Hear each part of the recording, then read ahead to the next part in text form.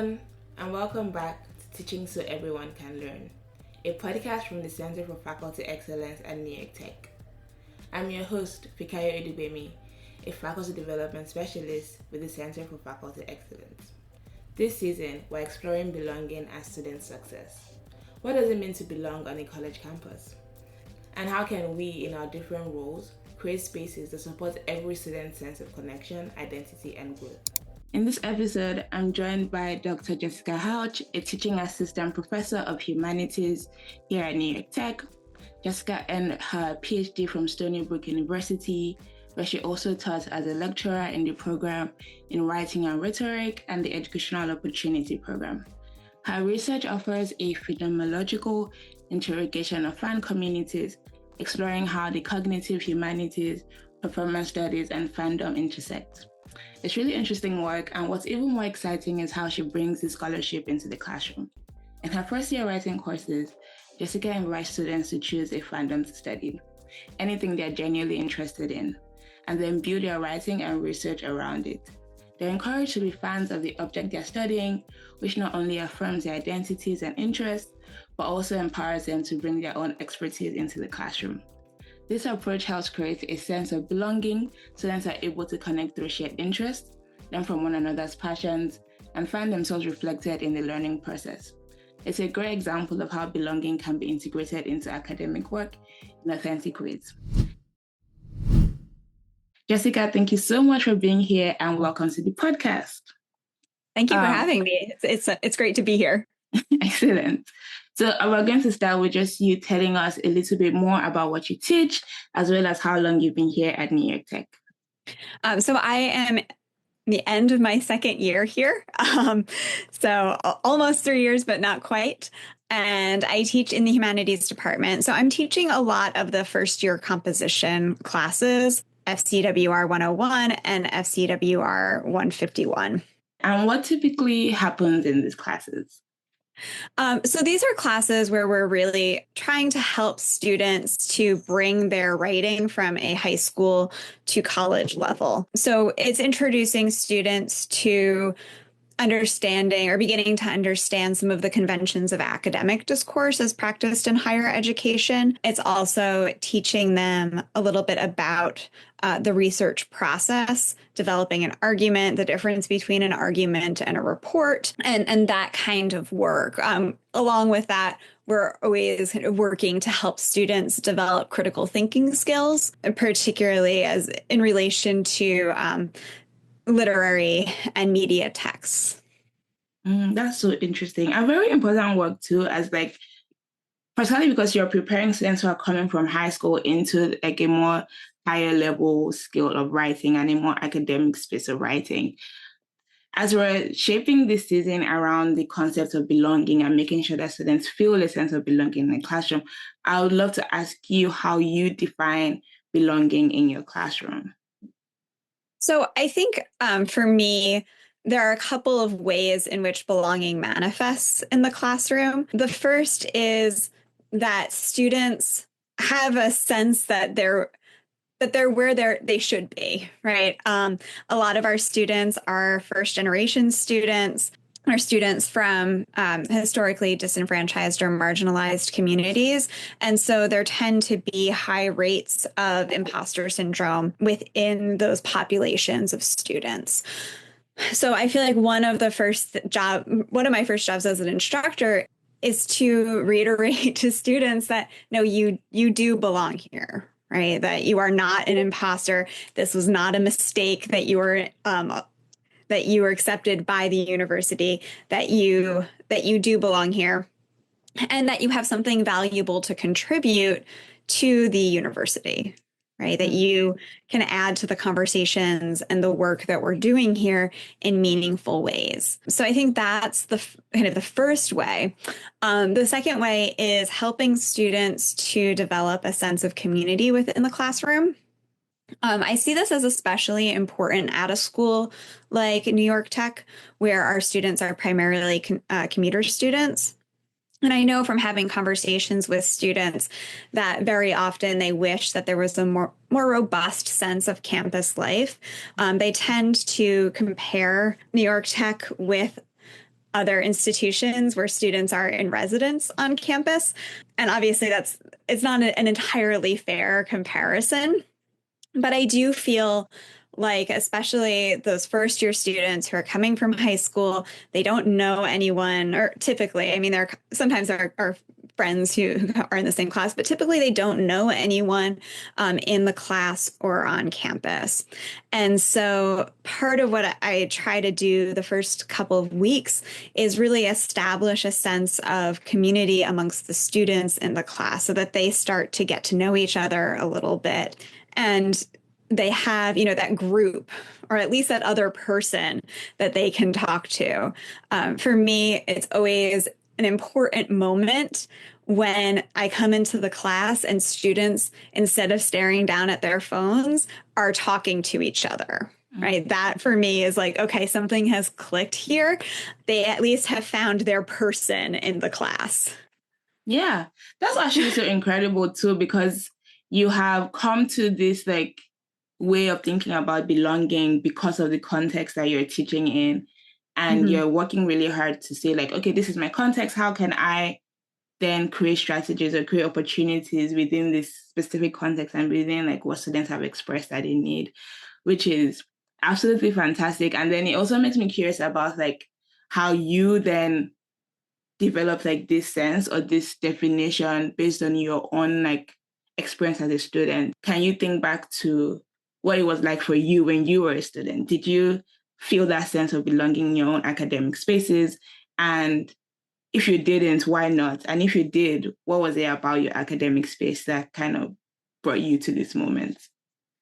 So I think my undergrad experience was in many ways very typical, at least the first 2 years. And then during the winter of my sophomore year, my younger brother passed away. He was in a car accident, and it happened like during that winter break. And I went back to campus in a very different headspace than a lot of my peers. So they were still, going out and partying and doing all of the things that undergrads do. And that's just like, that just is not where I was right at that point. And so there was so I felt a significant kind of disconnect from a lot of the friends that I had made early, like in that first year and a half. I did have a really great group of supportive friends, and one of my best friends is like my roommate from that time period. Where we have a girls' weekend planned in May to get together and see each other. And at this point, it's more than 15 years since I graduated. So I feel very fortunate to have her. But like I said, it wasn't the classroom where I didn't feel a sense of belonging. It was more some of those social aspects of undergraduate education. So that said, when I'm teaching, right, I try to bring that awareness into the classroom as well, that we don't kind of know what our students are going through necessarily, or what they're dealing with on a personal level, and how that's impacting all of these different facets of their life, not just their academics, but also the social aspects of life on campus, and how it might be difficult for them to connect to other students, or feel like they can open up to other students, or feel like they belong as part of the campus community because of that. The other educational experience that I had as a student is connected to that commuter disconnect that I was talking about earlier. So as an undergrad, I lived on campus. By my senior year, I had my close friends, and then I graduated and I went to Fordham for my master's. And so that had very much the commuter feel to it. I was living with my partner on Long Island and commuting in. There were some other students who were living, in Brooklyn or the Bronx, or closer to each other. And so, I would kind of go to school, go to my classes. Depending on what time my classes were over, I'd go hang out in the library to avoid traffic, getting home. And then that was kind of it, right? as you mentioned at the top, my area of interest is fandom, and that was the moment where I really started to get into to fandom. I think because I was searching for that sense of community somewhere, and I wasn't getting it from school. I had moved not back to my like I grew up on Long Island, but I moved not to my hometown, but to a different town. So I really didn't know, that many people. And so I think I was like, I was even if it wasn't conscious, I was searching for a sense of community, or I was searching for somewhere where I felt that sense of belonging. And I ended up finding it in these kind of digital fandom spaces that I would eventually go on to study. Thank you for sharing your experiences as a student, especially how like losing your brother also impacted um your time in school, because that's a big loss, right? And like dealing with grief while also being a student, having to deal with the social life. And I wonder if you had teachers who showed up for you in that moment and who were like understanding and forgiving of whatever like complications that came up with you dealing with that grief during that period. I had a lot of fantastic professors, and mostly in the English department, which is where I was primarily taking classes at that time. And I went to a small liberal arts college. And one of the things that I love about small colleges, right, or smaller institutions, is that you do have those professors who know you and who care, right? The professors I was taking classes with were all, kind of aware of the situation, and we're all, accommodating, but also caring. And, part of how I deal with stress and grief is to just throw myself into my work. So but obviously not everyone copes like that. And we do have a lot of students who are dealing with grief and death, and for some of them, fortunately, it's their first experience with it, right? So it's, I think, kind of being aware of the fact that everyone grieves in different ways, and students might have different needs from us depending on how they're emotionally and mentally processing what they're going through. Yeah, that's like, I'm so happy with how this conversation is progressing, because it's that thing of like when students come into your classroom, they're not coming as just students, right? They're coming with so much of themselves, so much of what's happening outside of the classroom. And then it's our role as like their teachers to kind of bring them into the space and like ease them into the learning in a way that isn't shocking to their system, and in a way that actually sets them up to succeed in the courses that they're being taught. And I also love how like you spoke about how even your experience as a master's student also shapes how you can connect and understand what it's like to be a New York Tech undergrad. Because as a former master's student myself, I also can see how like when you're a master's student, it's much harder to form community, because like you live off campus. You probably don't have classes every single day. Sometimes you don't have the same cohorts of students like in every class. So it can be much harder to form community. So it's really interesting to hear how that also impacts how you think about teaching and you think about caring for your students. So we're going to go like now into more specific and concrete ways of creating a sense of belonging in the classroom. So I'd love to ask you, what are some specific things that you do to help your students feel like they are part of a learning community?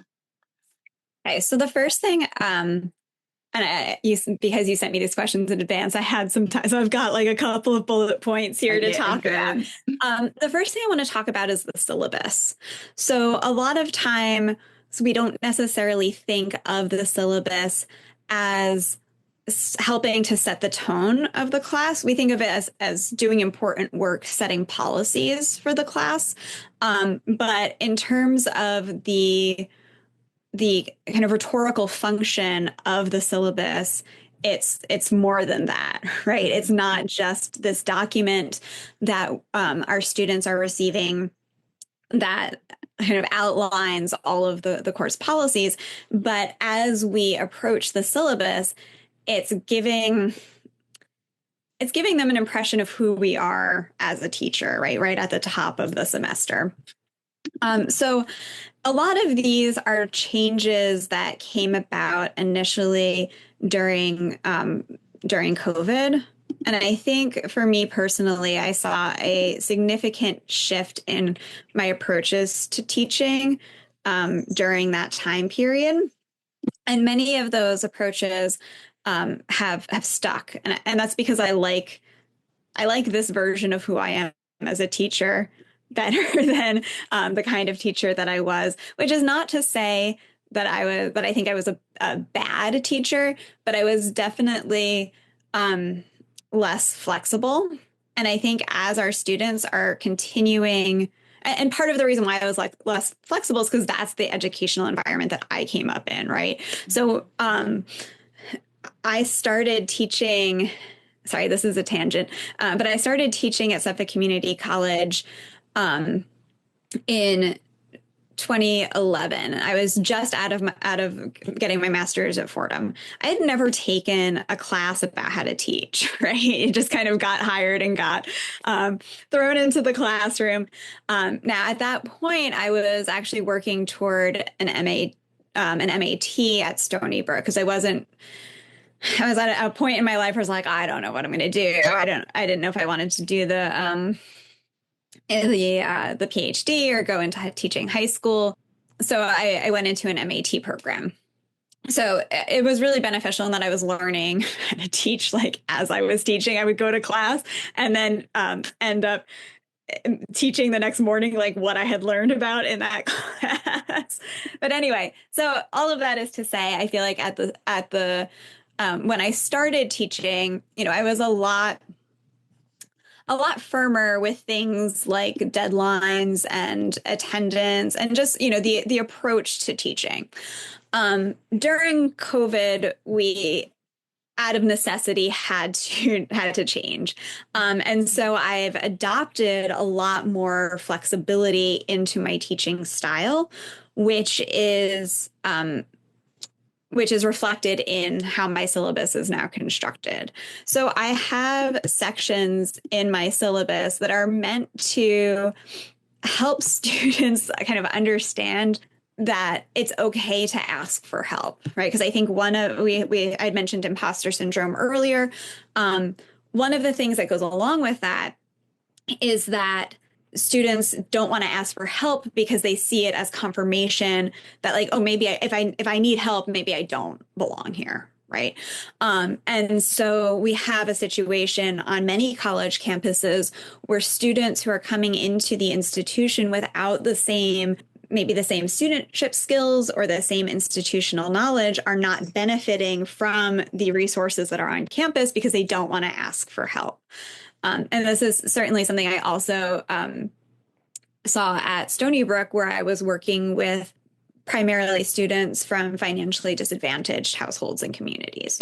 And those students also did not want to ask for help. So I have things on my syllabus like how to be okay, right? It's like a box on my syllabus that is in a different color from the rest of it so that it stands out, right? To try to visually demonstrate to students that this is the most important thing to me, right? The policies are all important, but you being okay is the most important thing.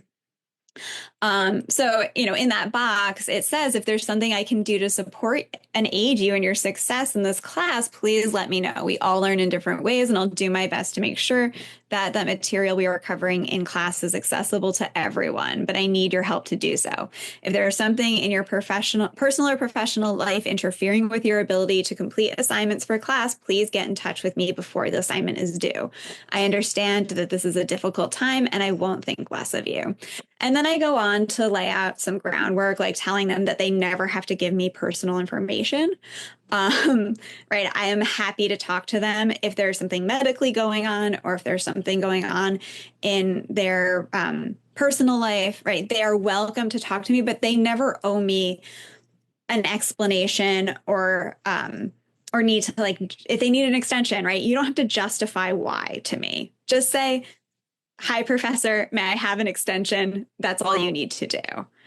If you want to take it a step further, that's fine. And if you want to talk to me, I will do my best to get you resources and to help you. But I'm never demanding that kind of information from you, right? My priority is just to make sure that you are learning and being as successful in the class. It's not to judge you.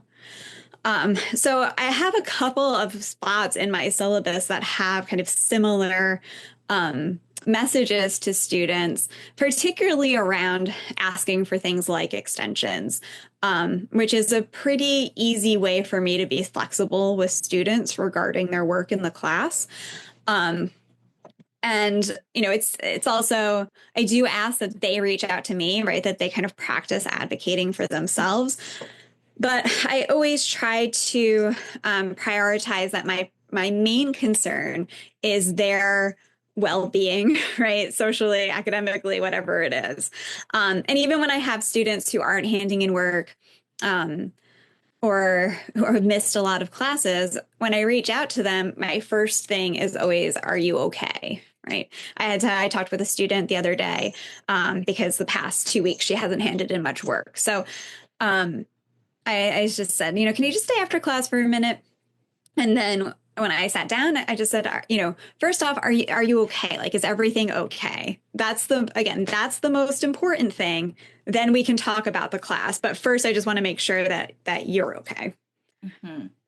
Wow, I think like the syllabus is such a interesting space to do this type of work too, because like the students are getting syllabus. Like that's the contract between you as the teacher and them as a student.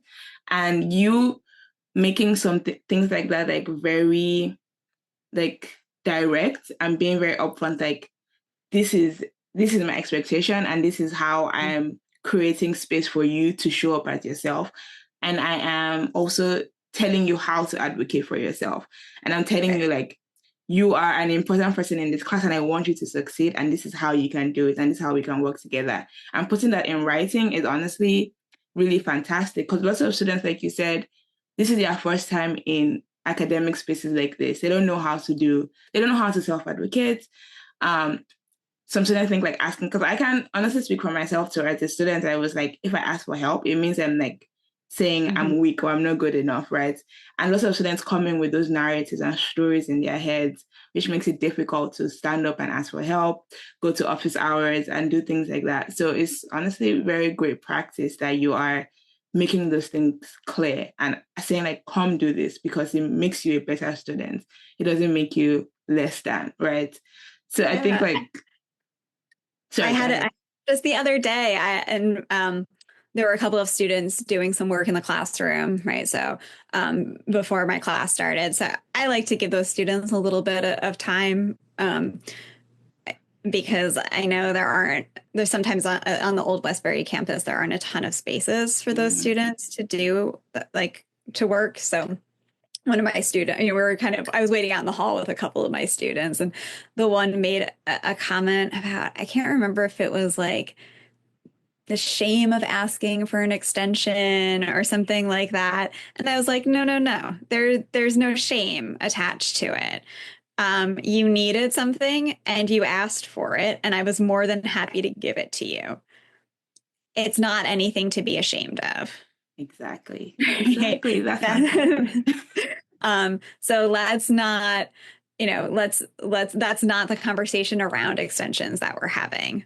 I've had to have conversations with students for using ChatGPT and other things. And I always say to them, just ask for an extent, like, because it almost always comes down to like, I didn't have time to do it. Like, I get that you had exams or you had, whatever was going on in your life.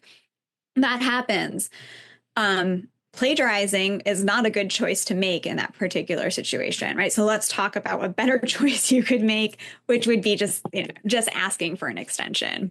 Yeah, that's great. I think that affirmation is super important, especially because a lot of them are young adults too, and there's just so much like negative self-talk that comes when you're in that critical point, just as a person. So having teachers that care about you in this way and are affirming like good practices like this in this way is super important for even like after they are done with their education and when they go into the workforce, and then you're able to like say to your boss, hey, I need extra time to complete this work, or this is like a lot of workload for me. Is it possible to get somebody else on my team, and things like that, like teaching them skills that they will ultimately carry beyond the institution. I also wanted to ask around, so you've spoken about your syllabus. I'm also curious about when you're designing things like activities and assignments. How are you thinking about cultivating this learning community and building a sense of belonging when you design your assignments and your activities? So I'm going to talk about this in two different contexts. So maybe first I'll talk about in-person classes. Okay. And we can talk about that a little bit, and then I'll talk about online classes, right? Because presents its own challenges in terms of creating a sense of community. So in my in-person classes, as you mentioned at the top, for my Writing 101 class, I theme it around fandom. So the idea is that students they pick one fandom to focus on over the course of the semester. It's not a prerequisite that they've ever engaged in any kind of fanish activities around that particular fandom, or what we call fan object, right? That's whatever you're a fan of. But it is helpful if they're a fan of it or at least pretty knowledgeable about it. And as I explained to them at the beginning of the semester, it's because of the audience that fans are writing for, right? So fans are writing for other fans. They're not writing for outsiders of the community. So you need a certain level of expertise about a particular topic in order to kind of understand what's happening within the fandom, to get the references and to get the jokes and to get all of that stuff. I always give them Game of Thrones as an example because that's one of the fandoms that I belong to, where there are like 1,000 characters. And like, if you're in a fanish space, they're not going to explain who all those people are, right? There's an expectation that you'll know. So this is helpful in writing classes because it's also a good way to talk about audience, right? And kind of what your audience knows, what they need to know, and how that varies according to the different audiences. So the reason I like to incorporate, there are a number of reasons. One, it's because it's hopefully something that students care about and are passionate about and enjoy. They're going to be researching this topic over the course of the semester. If it's something that they are interested in, right, they're going to be more invested in the research process. Also, by expressing to them their need for expertise, right, I'm positioning them not just as students, but as experts. Right. So this is a lot of times their first, they take this class during their first semester where everything is feeling overwhelming, right? They're in classes. Sometimes they're shocked by the grades that they're earning in those classes because it's so different from high school. And so at least in my class, they have that sense of, again, I am an expert, I belong, right? I understand this in some ways, right? Better than me as the professor. I understand all of I know more about the theory of fan studies because that's what I study. But the specificity of the different fandoms, right? They know more about that than I do. So I'm frequently asking them to explain things to me because I don't play that video game, or I haven't watched that show, or I don't follow that band, right? So they have the opportunity to, in some ways, it kind of levels out what's happening in the class, right? Where I'm still their guide as they're doing this research process, but it's emphasizing to them how they're drawing on their ethos, right, or their authority on this particular topic to build their research. And then the other fun thing that happens is that they hear what other people in the class are talking about, and then they form connections. So it's like, oh, you're writing about BTS. I'm writing about see, I shouldn't have used this as an example because this is something I don't know K-pop, but right? Pink, I think Pink is the name of one of those bands, right? And so now there's a point of connection between the students because it's identifying an interest that they share, right? When I was at Stony Brook, teaching in their first year writing class. It was my first semester teaching it. It was my first semester theming it around fandom. And the first or second day of the class, I heard that happen with students. And, it's a similar situation where they're first year students. They don't necessarily know each other, but they heard that they were all writing about, I think it was BTS. And they're like, oh, you want to go get lunch together? And I was, oh, it worked. So it doesn't always have to be, that dramatic. But again, it's a point of reference. And even if they don't, even if they don't share that fandom, they will ask each other questions about the fandom. And they'll, again, get to draw on that expertise within the classroom and to each other. So that's kind of like the overarching theme of the class. And then I always make sure that I'm doing a lot of group work early in the semester. So again, they get to know each other. In my one-on-one classes, I have them do this assignment, it's a silly assignment. It's on the rhetorical situation. So thinking about how purpose and audience and who you are as the author, right, shapes discourse, essentially, right? So I set up these spinners, digital spinners, and they each get assigned, or they're going to work in a group. They get assigned a speaker, right, which could be anything from a social media influencer to a pirate to a rock star to a 500-year-old vampire to a demon, right? And then they have an audience, which could be a kindergarten class or their parents or their boss or their ex-boyfriend or girlfriend or partner. And then they have a purpose, right? Needs money, needs more time to continue to complete a task, or wants to go to a party, right? So then they have to kind of build a scenario around that.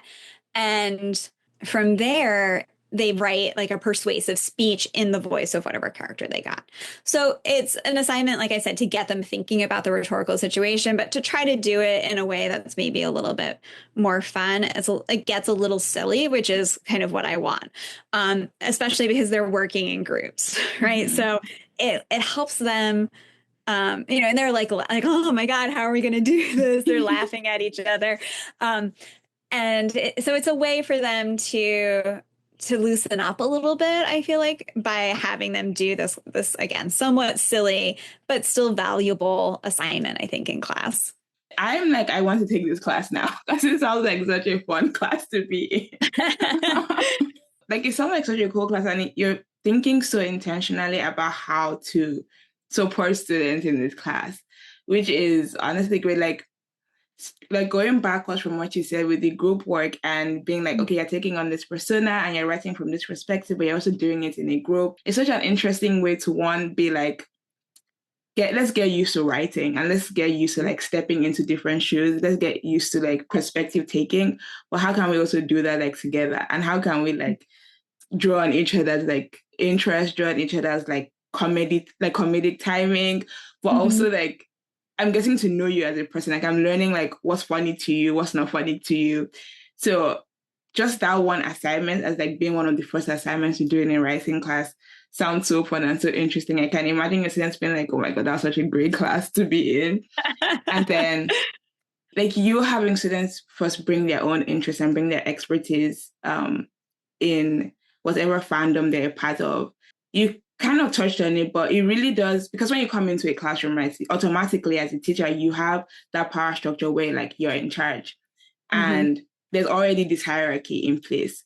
But like you're kind of troubling that notion a little by being like, no, you're the expert in the thing you're writing and researching on. So in some ways, you have power in specific situations. Like I'm asking you questions, I'm asking you to tell me more and to like let me into your world. So it kind of helps them like balance the field a bit more. And I can say that having them feel more comfortable coming to you for help them and feel more comfortable like advocating, because they're like, okay, I know some things. I know more than my professor in these ways. So then I'm more comfortable like standing up for myself or like advocating or like calling for help when I need it, which is so interesting and so fantastic. And like even with this whole thing of like, oh, I'm a fan of this, like I'm into BTS, but I'm also into like I read a bunch of like manga online, and I'm like, oh, like this is where we both intersect, and we will probably have other interests outside of this class. So it's a great way for first year students, particularly, to make friends. So I honestly, your class sounds like such a great time. It's also Already.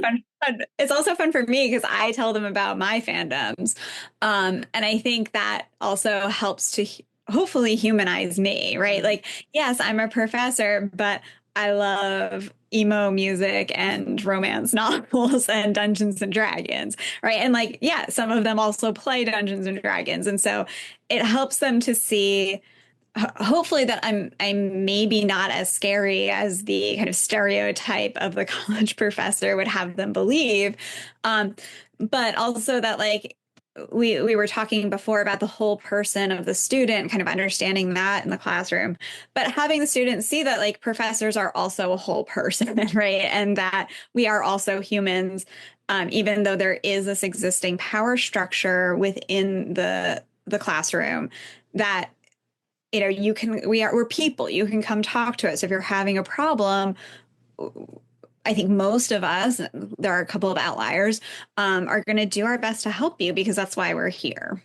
Yeah, yeah, and that's a fantastic point. And that's like that's very important for students to realize as well. Because I think even as a student, you can get into the position where you're like, you don't see your professor as a full person. Because that happens with parents, that happens with like celebrities. So it does Mhm. happen with professors. So like the opportunity for them to also reorient like the mindset of like, oh, my professor is a person too.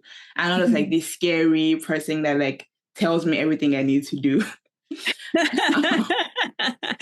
Oh, sorry, go I ahead. had mentioned I want to talk about online classes too, Oh, because yes, I yes. feel like this question of belonging is so important in an online class. And again, this is something that really came up during the COVID years, right? And particularly the years in which at Stony Brook, we had a full like almost year and a half where we were totally online for everything. Um, and I feel like that's really hard for the students because we don't have the opportunity to do the group work in class where you're meeting and chatting with other students, right? And there's at least for me, there's an expectation that when I assign group work, they're gonna get to it eventually, but they're gonna have a couple of minutes of talking to each other, and that's a good thing, right? Mm-hmm. That's not for me, that's not wasted time in the classroom. It's time that's spent helping them to build community and feel a sense of belonging, right? Mm-hmm. To start to generate some of those social connections. Um, we don't have that in an online class. I think one of the challenges of online classes is kind of building that sense of community while being asynchronous and separated, geographically separated and never seeing each other and all that stuff, right? And there's plenty that I do as a professor to try to make my presence in the class more obvious to students, whether that's the 2 emails a week that I send out, kind of reminding them about deadlines. I make sure to do videos for them where they can see my face, so that they again get a sense of like who I see me as a person, right? Mm-hmm. Even not just a disembodied voice. But during COVID, I was interested in thinking about, okay, well, what more can I do and how I'm structuring this class to help students connect like to each other, right?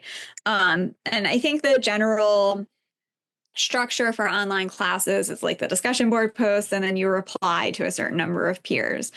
And that's meant to kind of mimic class discussions or the connections that we make in class. It doesn't do it in a very authentic way, right? Reading those discussion board posts, the replies are always like, I agree with what you said here and also what you said here. And they're doing the best they can. It's an awkward structure. And it's a particularly awkward structure for students who have not done this before, right? It's like Mm-hmm. a genre of writing that they're unfamiliar with. So I do try to model what those responses should look like. when I'm responding to the students, but it doesn't feel sufficient. So during COVID, I started using accountability groups in my online classes. So during the first week of the semester, students sign up for an accountability group. And I try to have like 5 or 6 students in the groups. They tend to be larger groups. Because it feels like often in online classes, we lose a student or two. So I don't want any groups that are like just like 3 and then now they're down to 2. So the idea of the accountability groups is that they have multiple purposes. One is that they're there to hold each other accountable for getting the work done. That's with the recognition that very often I think students in online classes tend to deprioritize those classes. At least that's what they've told me when I've met with them about their work in the class, because they're not physically going to class. So it's very easy for them to say, oh, I'll do that later, right? And then they never get to it because they're prioritizing their other classes. Also, if they're taking an elective class or a writing class that's outside of their major, they're going to deprioritize those classes too. Right? Mm-hmm. That's just the reality of how students work. So the way that the accountability groups work is that instead of kind of replying at random on the discussion boards, they have to reply to people in their group. So that prevents the kind of one comment that has, or the one post that has 10 replies and then no one else has any replies. It also helps. So it helps to spread out some of those replies.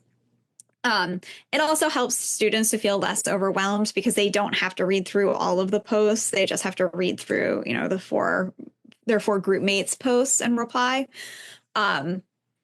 But it's also, what I tell them is that, so if you don't see a post from someone, reach out to them. Hey, is everything okay? Notice you didn't post this week, right? So there's that level of accountability. There's also is also supposed to be a built-in support structure for students. So they can email me questions. I'm happy to answer them, but I'm not going to answer an email at 10 o'clock at night because I'm in bed. Like I'm done, right? And it's kind of what you were saying before about instructors needing time off. Like I will reply to emails during regular business hours. If it's a really urgent issue, I'll reply after that, but I try not to because I need those boundaries as well, right? So they're just, and I tell them you can expect a response to email from me within 24 hours, but not during these hours. It's just not going to happen. But there's a good chance that their accountability group members are going to be up, right? So they can reach out to them. They can talk to them about, if they have questions about the text or if they're confused about an assignment and they've waited, it's due at 11:59 and it's 10 p.m. and they're sitting down to do it and they're not sure what to do. So early in the semester, they write up a contract of like, or a charter. This is how we're going to function as an accountability group. They're required to have a check-in mid-semester, and then at the end of the semester, they peer review each other's final projects, right? So those are like the required touchstones for them. In terms of like student feedback about the structure of the groups, they're very honest. So a lot of students really like it because they feel like they did get to know people. It's a small group, but that's also kind of how in-person classes work, right? Others are like, the accountability groups, I don't feel like they did much, but that was probably my fault because I didn't do much with them, right? So it's definitely one of those things that, depending how much they put into it, is how much they're going to get out of it. But at least it provides them with that opportunity, right, to connect with other students in the class in a way that's more structured and that's going to actually propel them to act, as opposed to just being like, yeah, you can email each other, I guess, right? There's probably not going to be too much follow through with that because they're all busy, right? And they all have their own lives, and it's just a way to, again, try to build community into classes that I think it's especially challenging too. Yeah, I think that's such a such a great way to have, because sometimes something I always think about too is like the online space is very like, it's a much more tricky space to teach in because it's harder to get students like that's when you really know students have a lot of autonomy and agency, right? Like they really decide if they want to submit the assignment or not, if they want to do the activities or not. But it's also like a space that you can feel very disconnected very quickly, where like Mm-hmm. it's just you and like a screen as a student. So, and like it can be much harder to feel like there is some form of support around making sure that you're doing the work well, right? So I think that this accountability structure sounds like such a great way, and you set it up and you just kind of let them like you give, of course you're also giving them like how to be in an accountability group with each other, which is super important because Mm-hmm. like you said, a lot of them, this is their first time in a space like this, so giving them those guidelines, being like these are your requirements, and then now go and do what you need to do, I think is such a great way to prepare them and give them structure into like being in community with each other and making sure that they're looking out for each other and like making sure that they're successful, essentially. Like we're successful, but we're successful in community and Yeah. not feeling as alone as like the typical online classroom feels. Right. So I think that it's such a great, I think like this structure is really, really cool. And I'm sure lots of faculty will be like, I'm interested in like knowing how you're doing that. And I will want to like reach out to you to find out how you're like implementing this structure with students. Well, So, I'm happy to share any of my materials. And I think one of the valuable things is that it gets the students off of like our learning management system and how they're connecting to each other. I've never had an accountability group that says we're going to connect by emailing each other through our school emails, right? Because that's just not how students can like interact with their peers. Um, a couple of times in my class when I'm talking about genre or audience, I'll say like emailing your friends, and they all look at me like, what are you talking about, you old lady? We don't email our friends. So it's so that a lot of time one of the things that their charter or their group contract has them specify is how do you plan to communicate with each other, right? What are your expectations around group communication? So they're all using Discord or iMessage or like WhatsApp, right? So it's moving from the strictly academic space of the I guess digital space of the Canvas learning management system into a more social space, right? Where they have a group chat that's going to look the same as all of their other group chats in their phone. And I think that just that shift in context is important for how they're viewing, or hopefully how they're viewing the group, right? That it's not strictly academic, that it's moving into um, a more social area. yeah. So something that typically comes up for integrating inclusive pedagogy, thinking about things like sense of belonging, is the idea that you are giving up rigor to have students feel like to create this inclusive learning space. So for folks, faculty members who are worried about like giving up rigor for students to have this sense of belonging and for students to succeed, can you share how you navigate that balance or even like your own perspective of like, are you giving up rigor to create an inclusive learning space? So I think what it comes down to for me, because I know that comes up a lot with things like deadlines, Mm-hmm. right? And so, and I am somewhat sympathetic to some of the concerns, where and this is something that I have thought about is like, okay, when does flexibility stop supporting students and start enabling, right? Kind of bad behaviors that are not going to be productive for them later on in their future careers, right? It's Mm-hmm. great to teach students to advocate for themselves, but if you're working somewhere and you are consistently asking for extensions, that could end up being a problem for you, right? Mm-hmm. Um, I use contract grading in my class, which is also something that I think a lot of people misunderstand as giving up rigor, which I don't think it does. One of the things I say to them is part of the reason why I use contract grading is because it's actually a more authentic representation of what the working world is like, right? You have to show up to class a certain number of times. You're allowed a certain number of absences, your sick time, your personal time, however we want to think about it, right? You're allowed to be late a certain number of times. And you're expected to hand in work on time. And that work is supposed to be to a certain level. If it's not, it's going to require revisions, right? That's basically how things work in a lot of real world jobs, right? Yeah. As long as you're meeting a certain standard, you're good, right? In most anywhere I've worked, at least, they were not parsing the difference between, oh, well, this was a 94% on this on this deliverable versus a 92%, right? It's okay. Is it where it needs to be? Great, we can move on.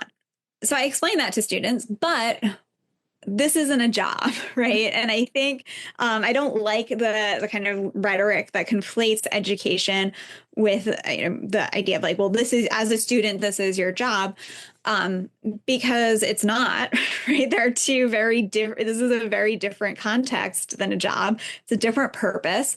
Many of our students are working jobs. Right. So they'll look at you like, what are you talking about? This isn't my job. I have another job, which is how I like pay my bills, including this one.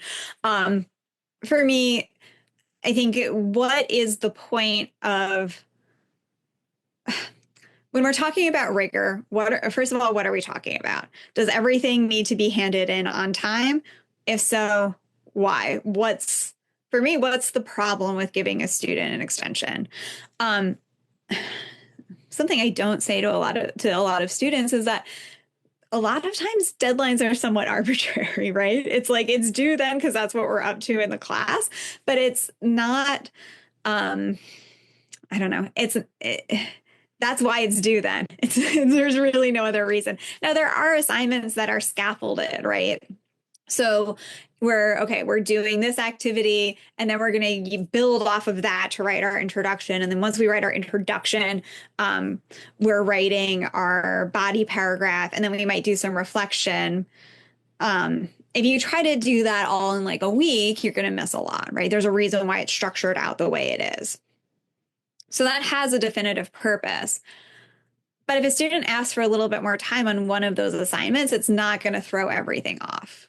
Mm-hmm. Right. For me, it's more important to give students the time and space that they need to do a good job with something than to have them rush through it. Right. That seems more integral to maintaining a level of rigor than enforcing a deadline. So, and in terms of things like, core standards or hitting a certain level of work, you can absolutely maintain that while still building inclusivity and flexibility into your course. I have found that students do better work, right, when they're in an inclusive, more supportive environment. So I don't feel like I've had to compromise the rigor of what I'm asking my students to do. It's more about just providing the flexibility in the class structure so that they can meet those challenges and often exceed them. I really love how you rounded that up. It's like providing the flexibility so that they can meet the challenges and exceed them.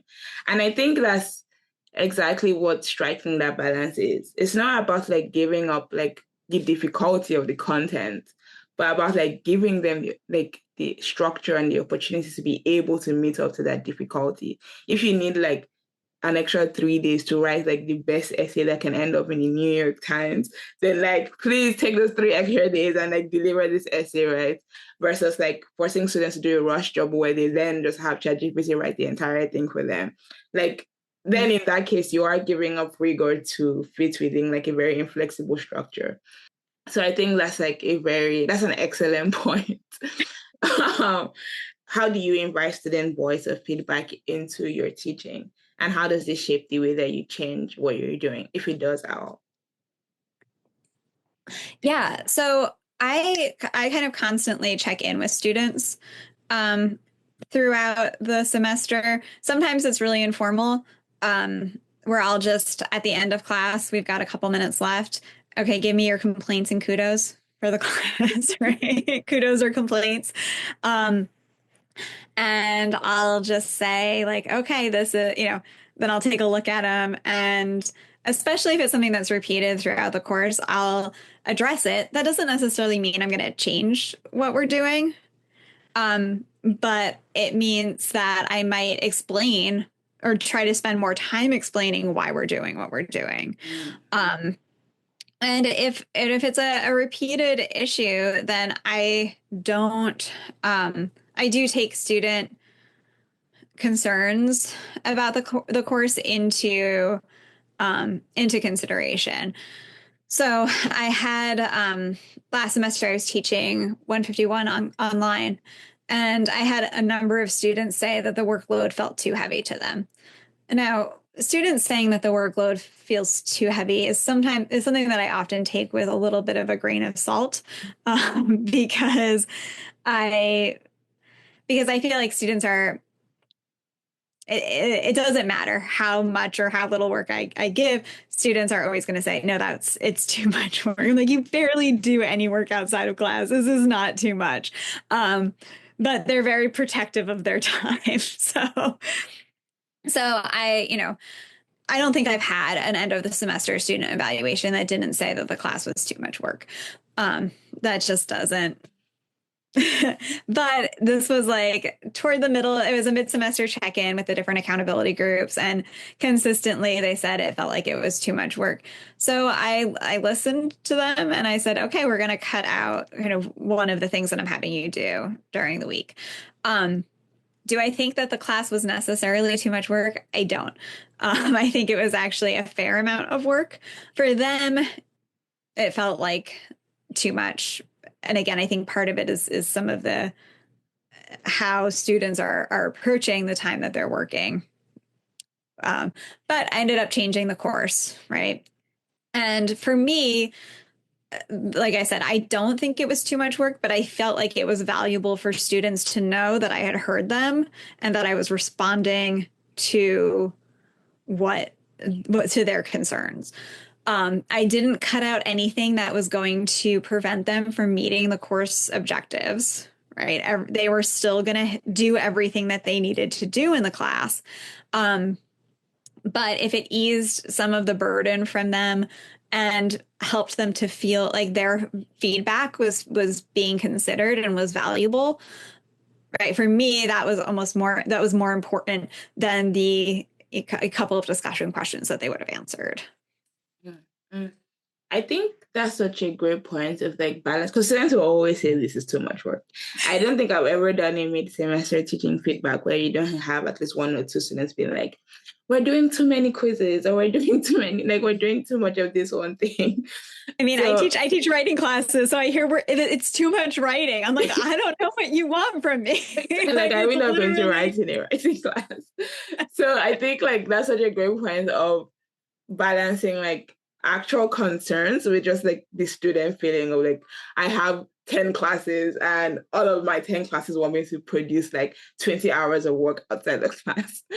And I really like how you approach like receiving that feedback of, okay, since so many of you are consistently saying this, I will affirm the fact that you are feeling overwhelmed by the amount of work, and I will cut some things out.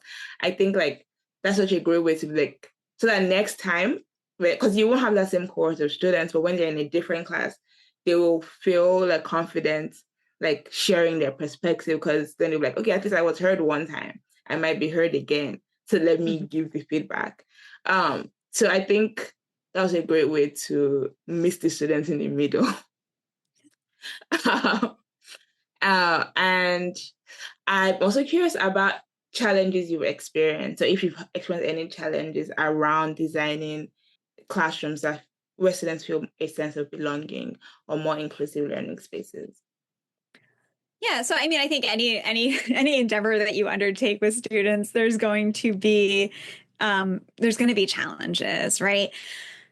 Whether that's the student who, well, in my fan classes, I have students who are like, I don't like anything, and I'm like, I'm sorry, I feel real bad for you. That must be really terrible to not like anything. Um, think about it a little bit more. And then one of the things that I do is uh, which I do when I'm introducing this, is I try to explain to them how broadly we're conceptualizing fandom in this class, right? So a lot of times we think of fandoms around media, right, or sports teams or bands. Or celebrities, but as like any hobby you have, right? You can think of that as a fandom. There's going to be an affinity space online, right? There's a subreddit for literally everything.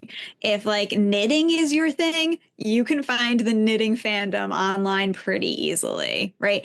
No matter what it is. I had a student write about, he was a like collects keyboards for like gaming and stuff. So he researched the keyboard community. Which is not something I knew existed, but I like to use that as an example because I think it demonstrates like just how broadly we're defining fandom. Um, and so again, it's about telling the student, no, what like I know you're lying to me when you say you don't have any interests because you're a person, right? And people have interests. So it might not be something that you traditionally associate with fandom. But like I said, there's an affinity community out there for you to find. Um, so don't dismiss what you're interested in. We can make it work. Yeah, Right. that's excellent. So that's one of the challenges, and that's kind of how I try to overcome it. The other challenge is that's the student who does not want to participate in group work ever. Mm-hmm. Mm-hmm. And as an introvert, which I'm talking an awful lot for an introvert, but this is Jessica in a professional setting, not Jessica awkwardly standing in the corner at a party. Right. So I understand that barrier. And so that student always I always kind of question how to approach that student because there is something to be said for pushing students outside of their comfort zones. Right? And that's something that I do a lot of in my classes, whether it's challenging them to think about things in different ways or to experiment with different modes of communication, like this semester, my students are making video essays. Most of them haven't done it before. It's uncomfortable to have to do something like that for a class, right? And we talk about that discomfort and we talk about the fact that I'm not expecting perfection from them because I understand this is new. So I do think there's some value in that. I don't know how valuable it always is to push that student and say, no, you need to be part of this community, damn it. I don't think that that's actually helping to build community for that student, right? It's just making them uncomfortable in a way that it's going to be difficult for them to come back from. Mm-hmm. So a lot of times I do let that student just kind of work on their own. Mm-hmm. Um, and my hope is that even if they're not actively participating in the community by working with each other, they're still a part. They still feel like they're a part of that community, right? And for me, letting them be on their own, if that's really what they want, is a way of letting them exist in the community in a way that they're hopefully beneficial for them, right? Where and I don't know if you have thoughts about that because this is something that I obviously struggle with in terms of thinking about what's best for that student. because I don't want to push them. I don't know what's going. Maybe they have social anxiety and they're not ready to interact with their peers in that way, right? That it's too much for them, and then what's that going to do to their ability to participate and learn? Um, so in those cases, I kind of just I let them again exist in the community in the way that they want to exist in the community. That ethos of existing in the community, how you like in the way that works for you, even if we have this like options and these opportunities to connect in like small groups or in large groups, I think that's a great ethos to start from. I think my take on that, honestly, because I've also been, so as somebody who studied and did undergrad in a different country with a very different like way of showing up in the classroom, and then coming to America, which had a much more liberal way of engaging in the classroom, having seminar discussions, that shift was like huge for me. And it made a difference where I had classes where like we didn't necessarily have participation points around talking in the classroom, but it would be recognized that you didn't talk in the classroom, right? But having teachers who were like, just give her time, like eventually she would warm up and get like understand this new system and be able to interact was a huge shift. And something else that helped was also getting to know my classmates, right? Like it was more comfortable to talk and like speak up and participate in group work the more I got to know the people I was in classroom, like in the classroom with. So the fact that you give students an opportunity to connect with each other would probably make it easier for a more introverted person or somebody with social anxiety to engage like in group work or with their classmates. Because the thing that I immediately like I started thinking about too was like you said, like if somebody has social anxiety or say you are neurodivergent, so you might be autistic or have ADHD, and that might impact the way that you like move into social spaces. And how do you then build in structure to support that student? I think that there's room for like being like, no, you have to learn to talk to your classmates. And that's important. Like you have to do it in this moment. And like even if it will be uncomfortable for now, like eventually there will be a point where you're able to overcome that discomfort. But it's also at the same time teaching the classroom to be able to meet that student. So not isolating the person who wants to be isolated. Like how do you teach both the classroom community and the person who would rather be on their own to kind of meet each other in the middle and not like cause harm either way? Because I think this is a very important point of like of conversation for the students and for the teacher. But I think in those regards, it's also creating alternative ways of engaging.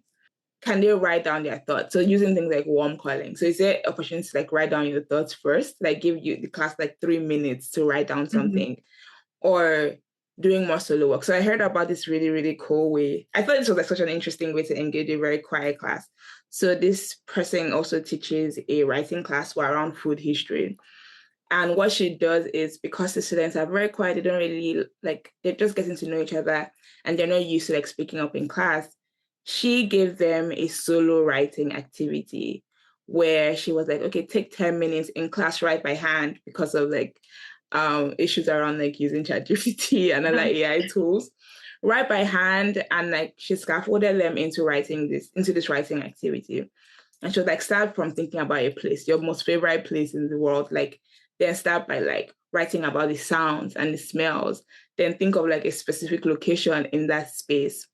And like what you like about the location. Is it the people? What's it about the service? And she noticed like such a huge shift in like the typically quiet students. A lot of them stayed back to finish the writing activity. And some of them came up after the class and they were like, can I, like, I didn't get to finish it in class. Can I take this home and finish it and bring it back later? And she was like, oh, this was just an in-class activity. I'm not grading you.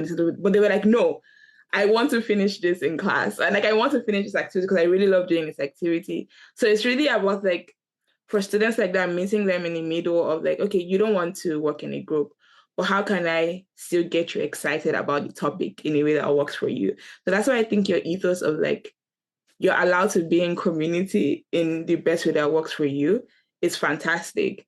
The other side of that is just like also thinking of what types of activities can I then bake into the classroom that still brings out your excitement, that still brings out your interest, so that you're leaving these classrooms feeling transformed by the content in some ways, right? Yeah, and I think that's a great point of how, especially because I'm teaching a writing classes, right? How we can use writing, because students are they're funny in that they don't think of themselves as writers, but so much of their communication is through writing. Yeah. If you mention, I said, emailing your friends, if you mention a phone call, the horror that is over their faces, right? Like no one, it's got to be dire to merit a phone call. So, so they, a lot of times they do feel more comfortable expressing themselves in writing, even though they don't necessarily think of the communication that they're doing as writing. Mm. If I ask them how much time do you spend writing a day, they would say like, well, whatever we do for your class or other classes, right? They're not counting all of the texting and, everything else that they're doing as writing. So I will use strategies that try to take advantage of that. For example, you had mentioned, giving students 3 to 5 minutes to write down ideas, so that they can spend some time kind of percolating, right? Before they have to say something to everyone.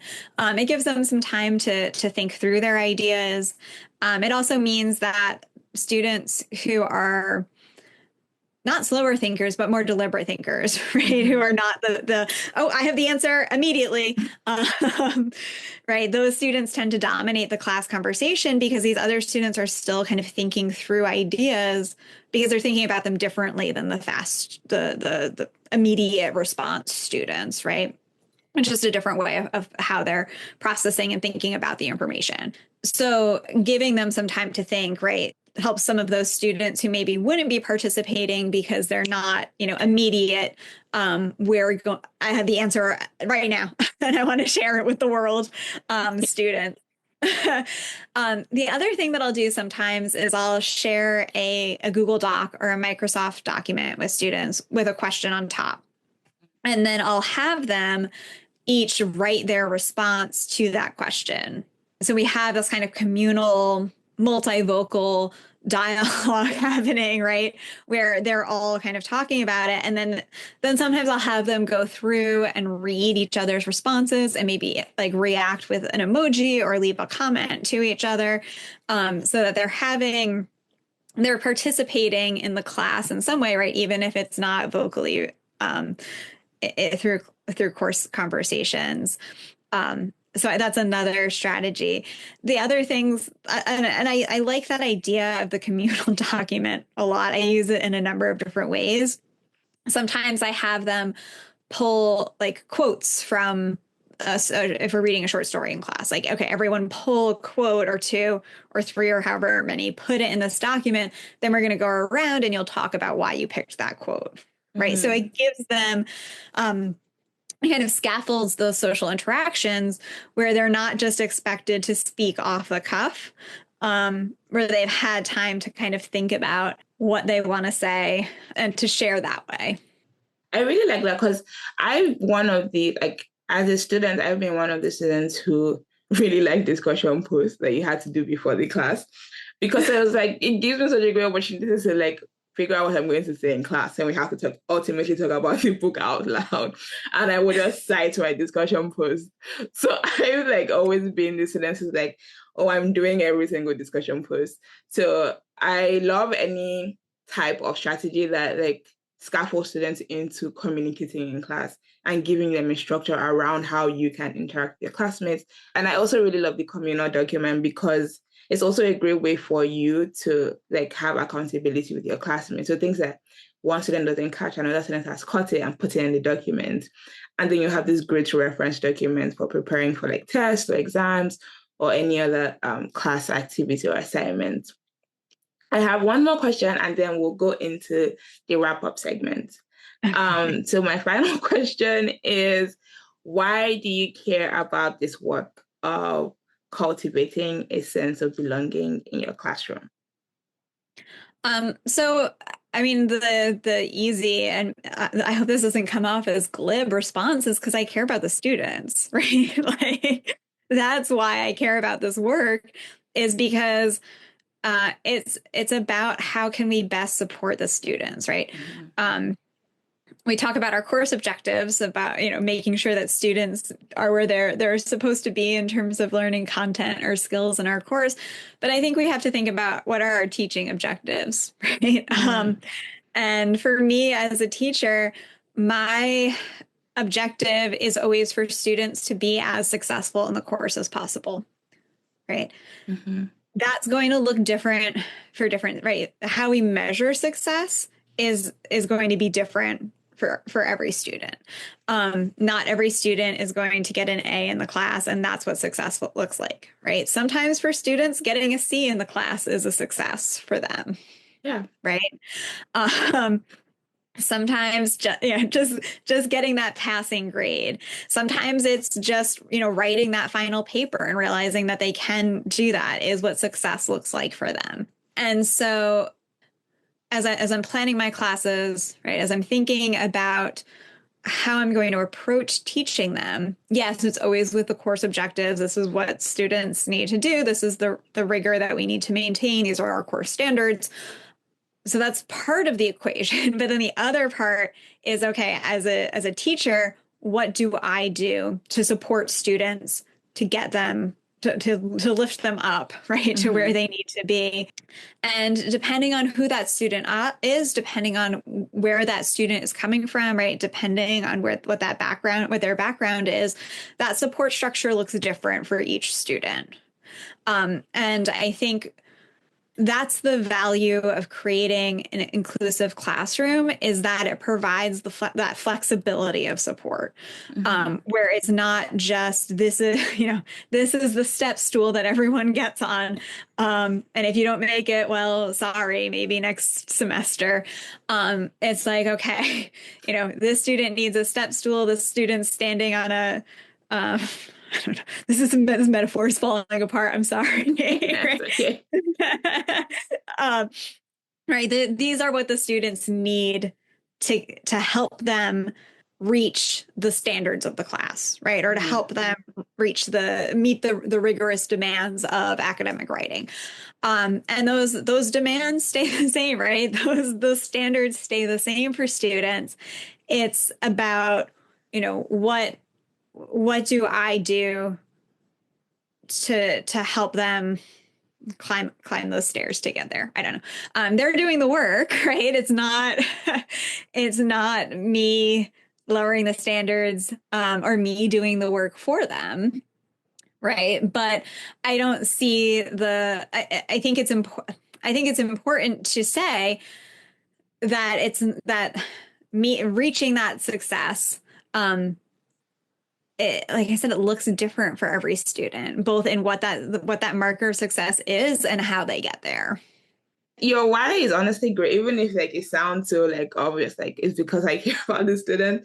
I think that's like the first thing, because it immediately made me think about like my favorite quote I'm always coming back to, which is Bell Hooks, "The classroom is the most radical space of possibility in the academy." And I think like the reason why she gets to the point of saying that quote is talking about how like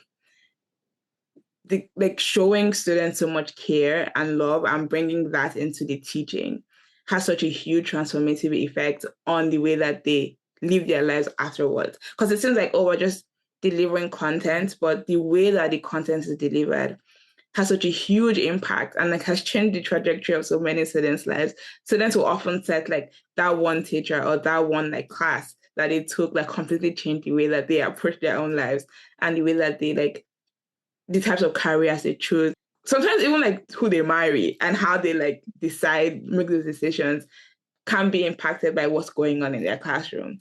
And I think Mhm. like caring is often the first step. You have to care about them and you have to care about them as people. So I think that's fantastic. And then it also made me think about my other quote, which comes from the Vision and Justice Project, which is that teaching is a way of speaking faith over the future.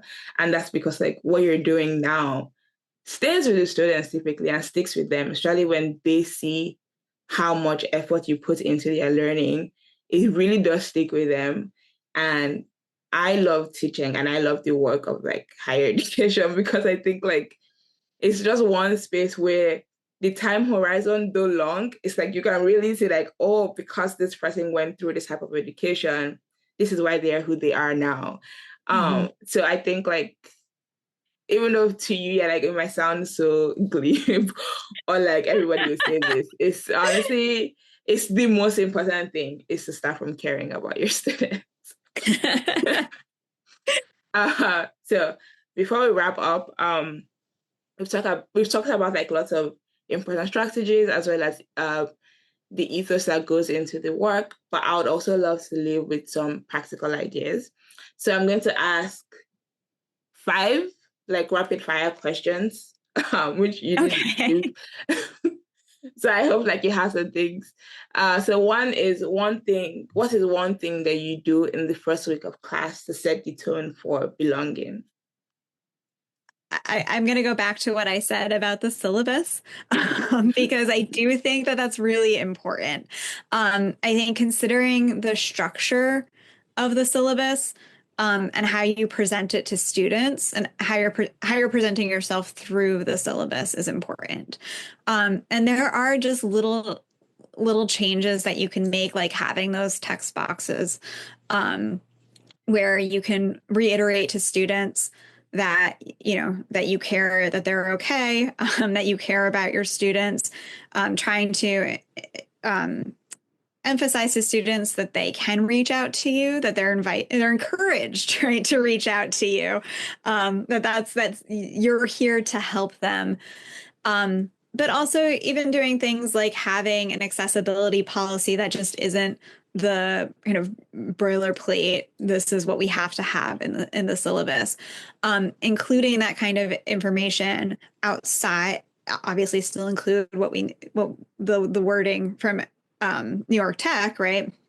Or from your institution, but also include your own wording, right? Mm-hmm. Because that shows students that you care enough about accessibility in the classroom to incorporate that into your syllabus beyond what's required of you.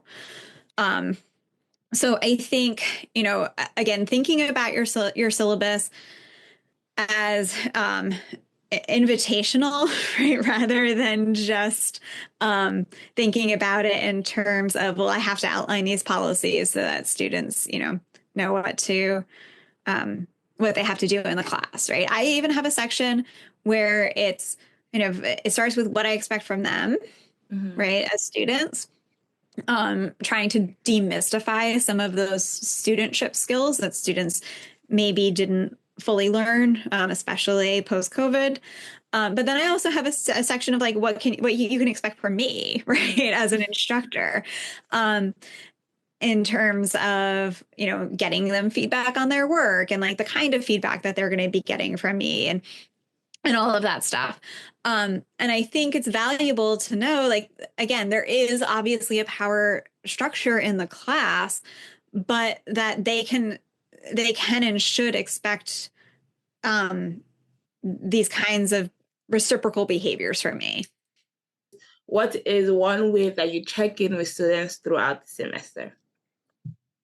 So, obviously it depends on in-person or online classes. Mm-hmm. I have a policy that if a student misses a week of work in an online class, I send them an email. As I said earlier, right, it always starts with, I'm just checking to make sure you're okay. If it's 2 weeks, then I try to fill out an early alert for them, right, so that they're hearing not just from me, but from other support structures around the campus. Mm-hmm. In my in-person classes, a lot of times if I'm noticing a decline in either students aren't handing in work, right, there's a decline in classroom engagement, whatever it is, a lot of times I'll just say, hey, can you hang out after class for a minute, right? And I don't know if that scares them. I hope it doesn't. But again, I always frame it as like a check-in, right? I noticed this. Are you okay?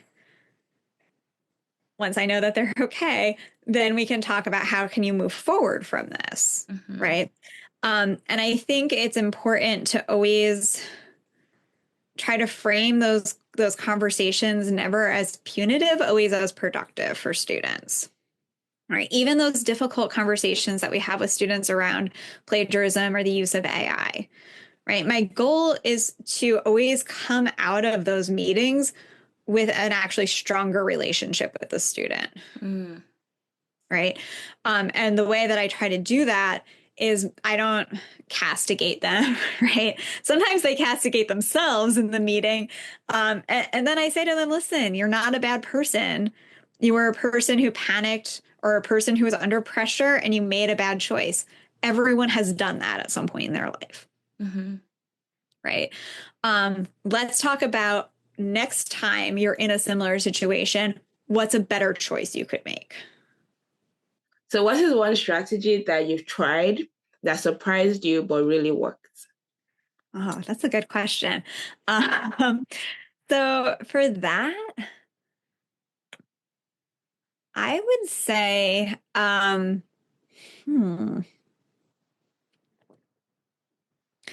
would say an activity that I developed for my writing classes, which was one of those things where, um, maybe this is too much of a peek behind the curtain, but it's the morning of class and you're like, I gotta teach. I don't know what I'm doing. Right? Like, it's just okay. And this happened more during my early years of teaching, than than my later years where and that's just because that's not because I'm a better, necessarily more responsible person, but I have more of a portfolio of activities and things to select from. But I was teaching students about ethos, pathos, and logos, which are the modes of rhetorical persuasion. So logos is logic, um, ethos is your credibility or authority as a speaker, and pathos is your emotion, right? Okay, I was the next day I'm teaching this. What am I going to do with these students? I put together a PowerPoint. I'm like, this isn't the whole class, and I never lecture for the whole class. So it was during like when The Walking Dead was online or was on TV, and it was like a cultural phenomenon. So I was like, okay, this is a good cultural touchstone.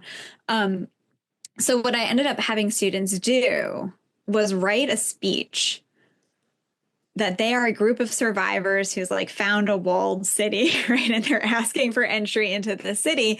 And they have to think about how they're going to use ethos, pathos, and logos to persuade the people.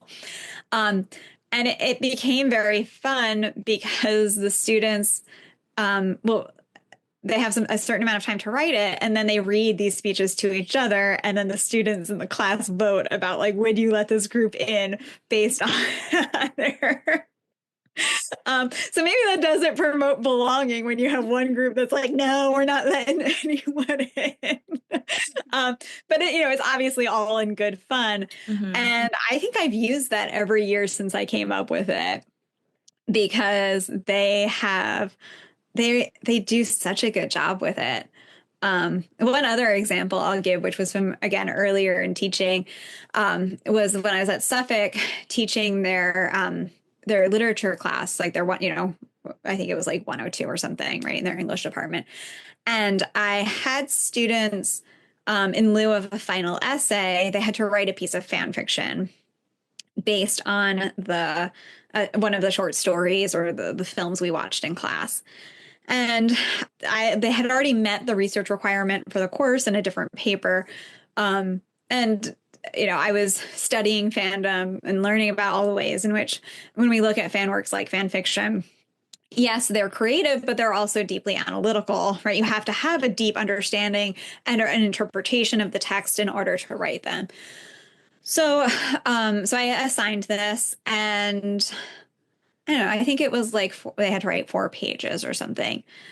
That first year I assigned it, I had like 5 or more students come up to me and be like, is it okay if my fanfic is longer than what you said? Because I have this really good idea that I'm excited about, but it's going to be longer. Is that okay? Right? And I was like, sure, go ahead. Regretted it in one case when the student handed me like a 25-page paper which is fantastic, except that I had like 48 hours to grade, right?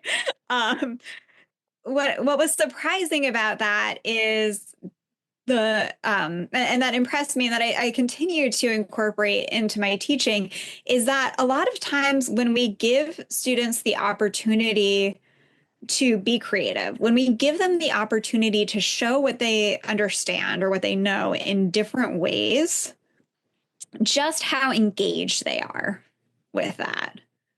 Right, that student put in way more work into that assignment than had I had them write a traditional research paper.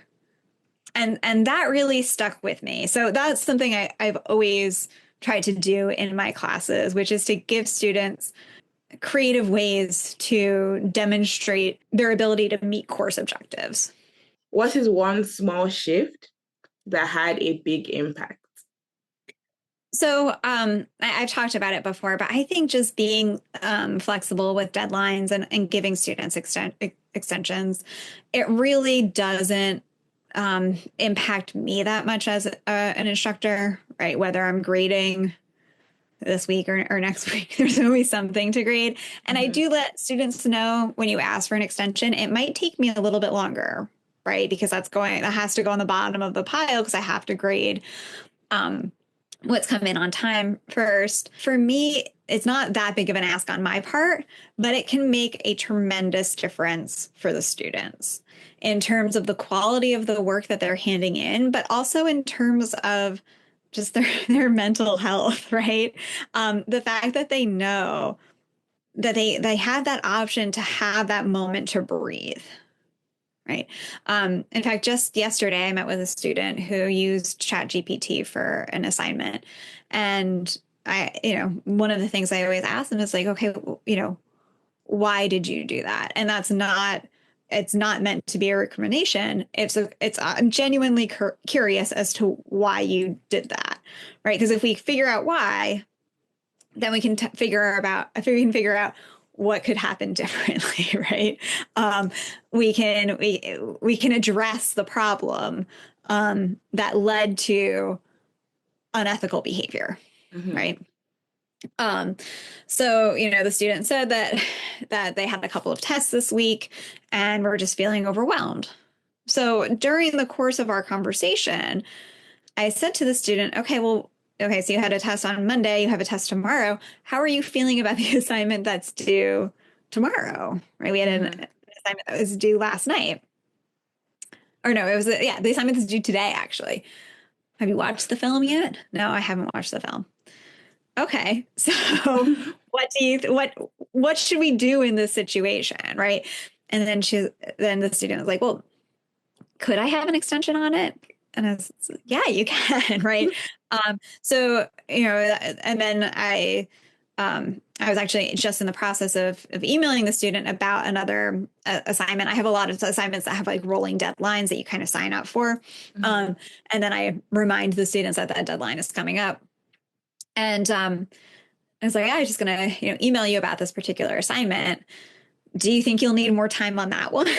And the student was like, yeah, I probably would. I'm like, okay, so you can have extensions on both of those, right? I always ask students to email me, even if I give them a verbal confirmation, just because then I can check my email and see that I have an email from the student requesting an extension.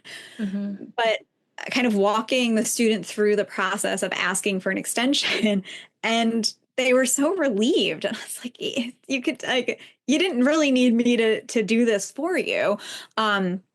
But know that this is an option, right? And obviously the student was nervous about meeting with me about the plagiarism issue, but walking out of the office, it was like a weight had been lifted from that student's shoulders, right? And whether the student hands the stuff in today and tomorrow or on Sunday, again, it doesn't make a huge difference for me in terms of I'm going to grade the stuff, right? So it's just a matter of shifting it around. My final rapid fire question is, what would you say to a colleague or a faculty member who's wanting to restructure their class to create a better sense of belonging, but is worried about getting it wrong? So, I mean, what I would say is the same thing I say to students, which is use the support structure that's available to you. Um, I think colleagues are very are willing to help, right? I haven't had a situation where I've reached out to any colleague and they have said, no, do it on your own, right? I think teaching is best when we collaborate with each other on assignments or on approaches. Um, and there's value in having these conversations with your colleagues. Because if you ask someone for help, they're going to come out of that conversation having learned something as well. Mhm. Right. So having a sense of teaching being, again, not something you're doing in isolation, even though a lot of times it feels like as professors, we're doing our committee work and all of that stuff, or maybe doing departmental work. But in the classroom, it can feel somewhat isolating sometimes. But it doesn't have to be, right? And so talk to your colleagues about what they're doing in their classes. Talk to your colleagues about how they're adjusting their materials in order to be more inclusive. And then, use the other resources like CTL. That's what these resources are there for, to help us as instructors. Amazing. Fantastic. Yes, come to the CTL, come to the Center for Teaching and Learning, and we will support you and walk you through integrating some of these structures and strategies into your teaching. I would also say that that it's, even if you do it, if you're afraid of doing it wrong, even if you will continue to learn and grow as an instructor, and it's better to take that first step, right? Even if you're not sure about it. That we're all always learning how to be better instructors, right? Like I said during this podcast, I'm a much different and I think much better instructor than I was when I started. And just kind of recognizing, oh, I can be more inclusive in my class structure, my pedagogical approach is a great first step, right? You've already taken the first step. You've reflected on your teaching practices, and you'll continue to do so. So if you try something and it doesn't fully work, that's okay, right? You'll make the necessary adjustments. That's part of what teaching is. Sometimes it doesn't work, and that's okay. You reflect and you revise, and then you move forward. Yes. That's a wonderful point. Getting it wrong is part of the learning process. And it's the same thing as being a student, right? It's like that failure is a great opportunity to do it better the next time. And it's not like a bad word on you or like a stain on your own ability to teach. So embrace the failure of like the learning and take advantage of those opportunities. But yeah, thank you so much for being here, Jessica. This was such a great conversation. Thank you for sharing your perspective. I've actually learned a lot, and then I wish I could sign up for your class and be a student, because it sounds like such a great class to be in. It was great talking to you, and I'll see you in other spaces around New York Tech. Great. Thank you so much for having me.